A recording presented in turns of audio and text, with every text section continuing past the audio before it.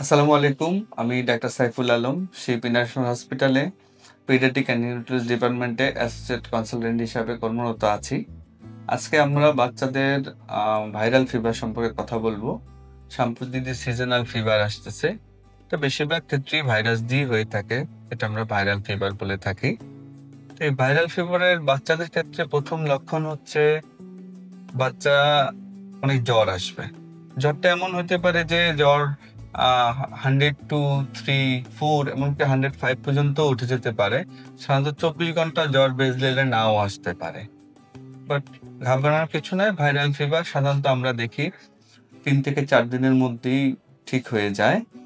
তো viral fever এটা জ্বরের সাথে আর বাচ্চাদের যেটা হতে পারে, বাচ্চা বমি হতে পারে, বাচ্চা মাথা ব্যথার কমপ্লেইন করতে পারে, শরীর ব্যথার কমপ্লেইন করতে পারে, ইরিটেবিলিটি হইতে পারে, অস্থিরতা আসতে পারে বাচ্চার ভিতর। বাচ্চা শুধু কান্না করছে।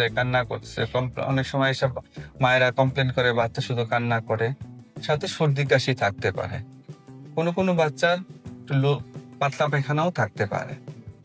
তো এই পাতলা পায়খানা বা সর্দি কাশি সাধারণত 3 থেকে 4 দিনের মধ্যেই ভালো হয়ে যায়।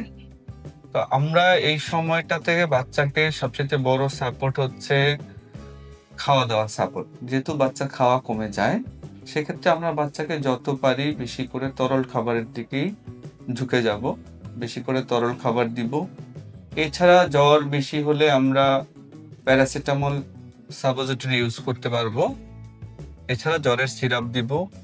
আর জ্বর না কমলে সেক্ষেত্রে আমাদের করণীয় হচ্ছে 4 ঘন্টা পর পর সাপোজিটরি দেয়া, আর সাথে কুসুম গরম পানি দিয়ে মাথা থেকে পায়ের তলা পর্যন্ত সমস্ত শরীর মুছে দেয়া। অনেকে পানি পট্টি দেওয়ার চেষ্টা করেন, আসলে এটা না কোনো খুব একটা ইফেক্টিভ হয় না বাচ্চাদের ক্ষেত্রে। এছাড়া বাচ্চাদের ব্যথা, মাথা ব্যথা বা শরীর ব্যথা, সেখানে শুধু প্যারাসিটামলেরই ভূমিকা আছে।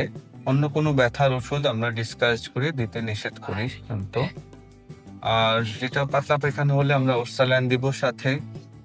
আর সর্দি কাশি হলে কোনো একটা অ্যান্টিহিস্টামিন আমরা ব্যবহার করতে পারি।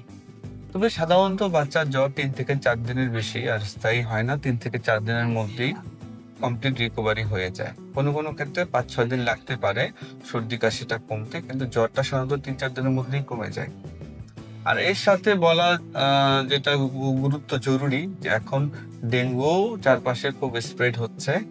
যদি আমাদের ওরকম মনে হয় যেন বাচ্চা খুব বেশি খাবারে অনীহা হচ্ছে, বাচ্চা পেট ব্যথার কমপ্লেন করছে, সেক্ষেত্রে আমরা এটার সাথে সাথে ডেঙ্গু টেস্টটা করে নিতে পারি। তো এটাই হচ্ছে আমাদের আজকের ভাইরাল ফিভার নিয়ে কথা। সবাই ভালো থাকবেন, সুস্থ থাকবেন। Thank you.